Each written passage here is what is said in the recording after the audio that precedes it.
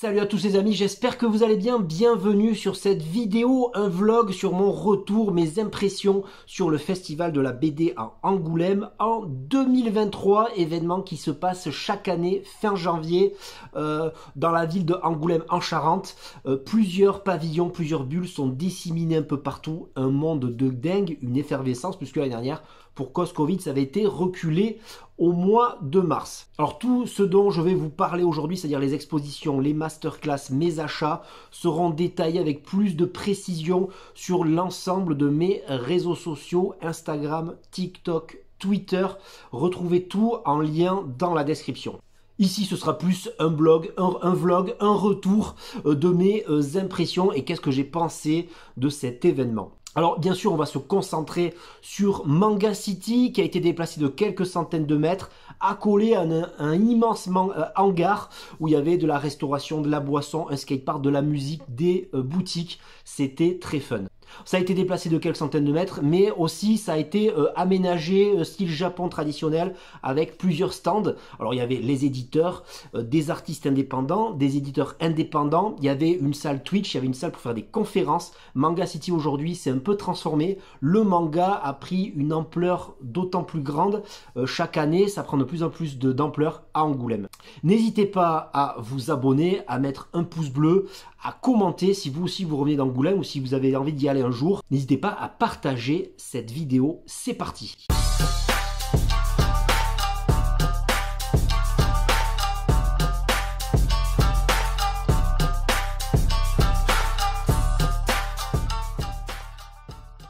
On parlera un petit peu BD, mais d'abord place au manga et je vais vous faire mes impressions mangaka par mangaka parce qu'évidemment il y avait des mangaka présents sur le festival cette année et pas des moindres, avec tout d'abord Ikegami, mangaka qui a été édité il y a très longtemps chez Glénat et chez d'autres, et là c'est le retour chez Glénat avec Sanctuary. L'annonce, c'est aussi durant ce festival de la réédition de Crying Freeman, mais c'est aussi l'achat du catalogue d'expo Accord perdu Ryuichi Ikegami, exceptionnel. Je le garde encore sous blister, il me tarde de l'ouvrir et de vous partager les planches magnifiques. Là, l'exposition Accord perdu était, je pense, la meilleure pour moi, la plus jolie, des planches de fou, des mangas que je connaissais pas, que j'espère voir traduire un jour en France, des planches de dingue, et surtout la masterclass avec un Ikegami mais très versatile, très volubile,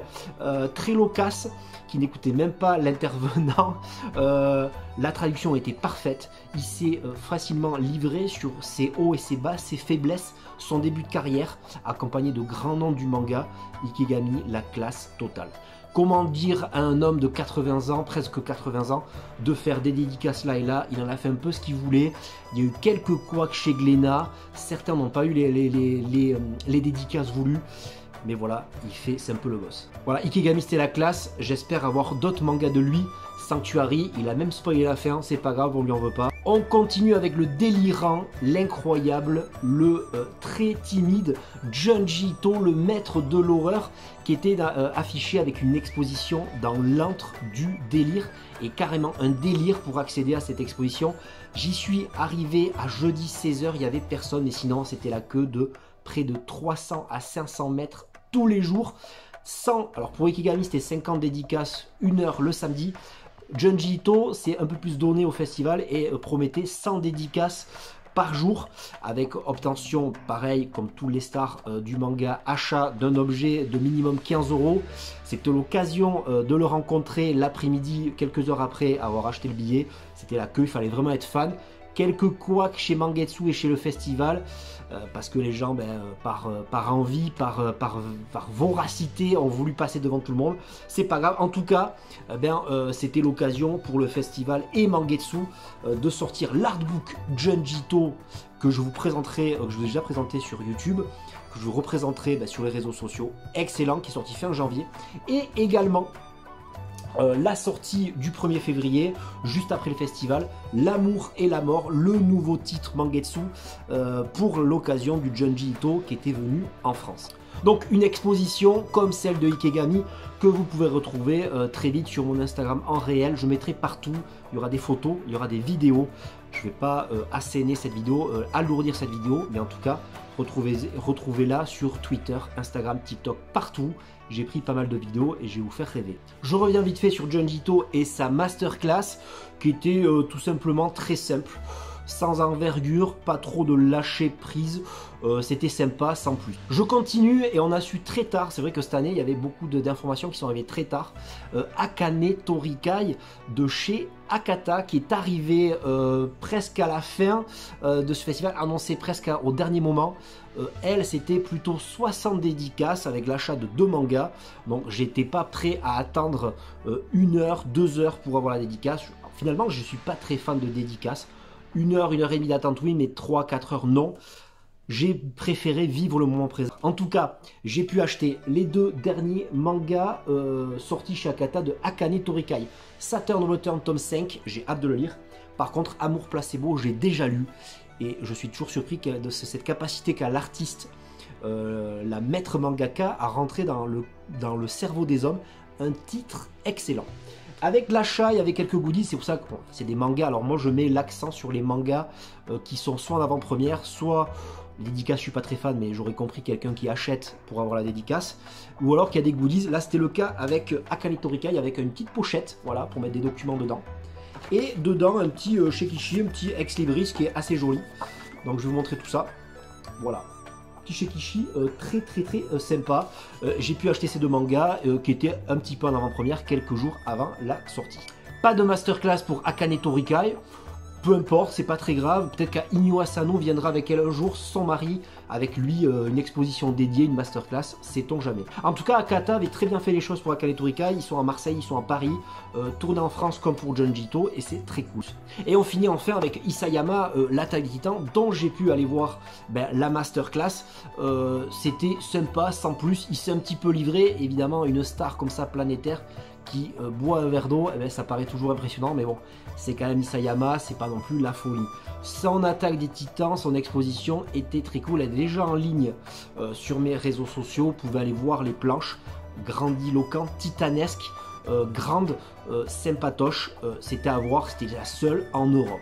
Donc voilà, plusieurs stars étaient présents, vraiment des grosses stars du manga, Junji Ito, Hajime Isayama, Ryoichi Ikegami et Akane Torikai. Je me demande comment faire mieux l'année prochaine. Akira Toriyama, Eiichiro Oda, on ne sait pas, en tout cas, l'année prochaine je serai. Alors dans Manga City, entre les balades, entre les discussions avec les éditeurs, les youtubeurs, les influenceurs, c'est aussi l'occasion de voir une autre facette du manga, aussi du manhwa. Et cette année, à l'opposé l'un de l'autre, il y avait Hong Kong et Taïwan. Pourquoi je vous fais ce retour? Parce que j'ai pris énormément de plaisir à feuilleter les livres, les titres en VO. J'ai trouvé ça magnifique. Certains titres vont forcément être édités en France, j'en ai appris de la part de la bouche de spécialistes. Et en tout cas, chaque année, c'est l'occasion d'avoir des catalogues magnifiques. Alors voilà le catalogue Taïwan avec quelques goodies, des cartes dedans que voilà, je peux vous montrer vite fait. J'ai quelques cartes. C'est l'occasion d'avoir une petite explication, un petit synopsis et des planches, des extraits de livres, de manhwa, de mangas, de bandes dessinées taïwanaises qui habitent voilà, et qui étudient ici certains artistes pour se faire éditer en France. Et vous avez le côté Hong Kong que j'avais jamais trop vu à Angoulême. Voilà, vous avez le magazine de Hong Kong, et là aussi qui se rapproche plus de la BD franco-belge, du comics aussi. Il y a pas mal de choses qui ressemblent à des comics américains. En tout cas, j'ai vu de très belles choses qui vont arriver en France, c'est sûr. On va parler BD avec le Nouveau Monde, justement, Monde des Bulles, extrêmement très compliqué. Alors là, vraiment, je ponctue mon propos, mais c'était énormément compliqué d'y accéder, le Monde des Bulles. Mais le Nouveau Monde, c'est toujours accessible, toujours des librairies, des libraires, des éditeurs indépendants, très sympas, accueillants. J'en ai profité. Pareil qu'il y avait une grosse réduc. Je suis allé chez les éditions Roukmout avec cet anti-héros Hiroshima. Hiroshima fait le clone que j'ai chopé pour 5 € avec la dédicace de l'auteur Rifo.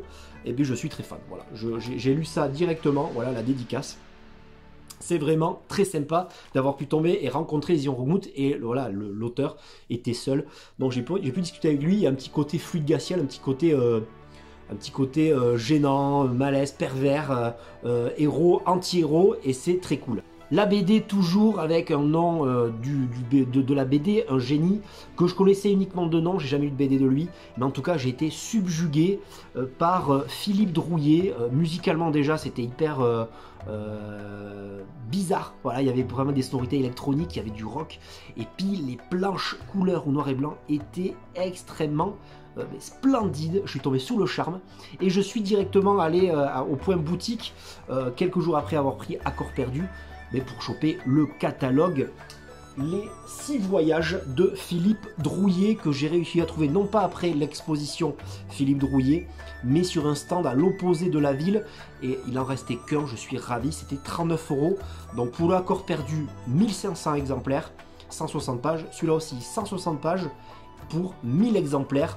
Génial, il y en a encore sur la boutique d'Angoulême, dépêchez-vous, sinon il n'en restera plus. En tout cas, ces 2 catalogues seront très vite, très rapidement ouverts, déblistés, et je vous montrerai le contenu soit sur des shorts en YouTube, sur des TikTok et des réels sur Instagram, pour vous faire plaisir. J'ai été sur le stand de Lézard Noir au Nouveau Monde, Lézard Noir que j'apprécie énormément. J'ai pu me prendre le manga Golden Gold, et bien je me rends compte que je ne l'ai pas sur moi parce que je viens de le prêter à un ami qui voulait absolument le lire.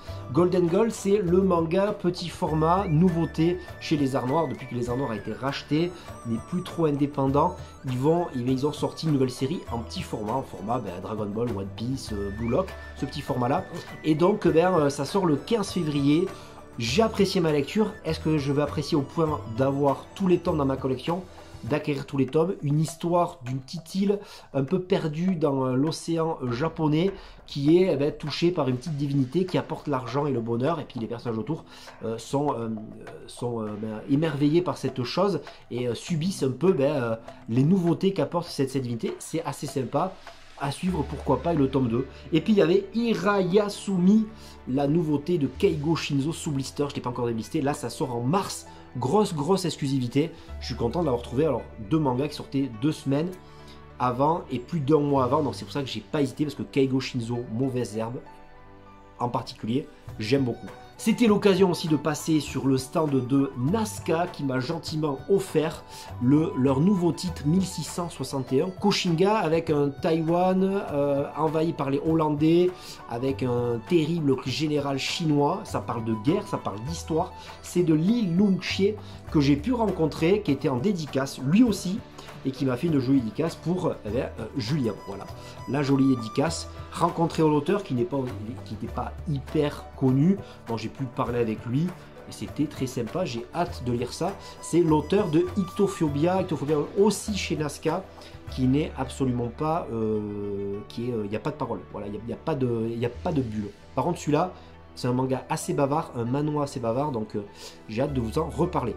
J'ai pu rencontrer et discuter assez longuement avec le dirigeant de Manga Box B. C'est une box manga qui vous livre chaque mois pour 34,90 €, 3 mangas dans la box, plus des goodies, plus à manger, des snacks japonais. Et donc c'est assez cool. Et donc la Manga Box B a décidé de me filer une box gratuitement pour que j'en parle moi aussi sur mes réseaux sociaux. Donc une vidéo arrivera prochainement sur cette box manga que j'ai dans les mains. Je vais l'ouvrir devant vous en vidéo. N'hésitez pas à regarder cette vidéo. Et j'ai pris la box Seinen. J'espère ne pas les avoir. Si je les ai, c'est pas très grave, je les ferai gagner en cadeau. Je termine cette vidéo qui est déjà assez longue, je trouve, mais j'espère qu'elle vous aura plu, avec le privilège, l'opportunité que j'ai eue avec les éditions Kana. J'avais proposé de faire une interview, je ne sais jamais comment on dit, d'un de leurs auteurs, et j'ai eu le privilège d'interviewer l'auteur de Sweet Concrete, Senshiro, ses inspirations, son manga, son rôle avec l'éditeur, son rôle avec son tanto, son responsable éditorial, qu'est-ce qu'il espère pour la suite, son travail de mangaka en tant que français. J'espère avoir posé les bonnes questions. En tout cas, Senshiro est une personne très agréable. J'ai hâte de pouvoir mettre cette vidéo en ligne qui est assez longue, 25 à 30 minutes. On a été bien placé, il y avait un petit fauteuil, ça fait assez sérieux. J'ai hâte de vous montrer ça, il y a le micro et tout. Donc merci à Kana de m'avoir donné cette opportunité. vidéo qui paraîtra très prochainement. Voilà, c'est terminé pour cette vidéo retour festival la BD Angoulême, plutôt festival du manga pour moi. 2023, 2024 déjà c'est sur JV. Au niveau de la passion, de l'effervescence, des choses que j'ai pu voir, des masterclass, des expositions, des découvertes manga et BD, j'ai passé un très agréable moment avec des potes, avec des youtubeurs. J'ai adoré cette édition, j'espère que cette vidéo vous plaira. N'hésitez pas à me dire en commentaire ce que vous avez pensé de cette vidéo. Est-ce que vous êtes parti à ce festival? Est-ce que vous rêvez un jour d'y aller? Qu'est-ce que vous voulez que je mette sur mes réseaux sociaux qui vous plairait en priorité? N'hésitez pas à mettre un pouce bleu, à partager la vidéo, à vous abonner et à activer la cloche pour suivre mes prochaines aventures. À très bientôt et n'oubliez pas, lisez des mangas. Ciao. Et en fait, j'allais oublier, parce que en fait, j'oubliais ce que j'avais sur la tête depuis le début, l'achat par rapport à Mangetsu et surtout Junji Ito, c'est la casquette de Tomie, ouais, la casquette en exclusivité qui a été faite exclusivement de Chine pour le festival et pour l'exposition de Junji Ito. Voilà, la casquette Tomie, excellente, 40 balles quand même, le même prix que les catalogues d'expo, 40 balles. Voilà, une petite casquette qui s'ajoute à ma collection de casquettes.